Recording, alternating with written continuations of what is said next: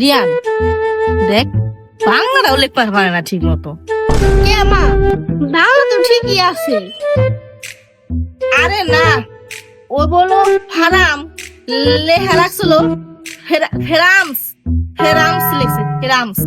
আরে না, এই রেখা তো ফ্রান্স। আরে গরু দেখতে পাস না, ওই যে ফেরামস, ফেরামস লেখা ফেরামস।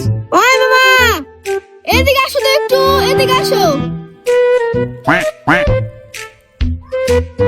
এইদিকে আসো।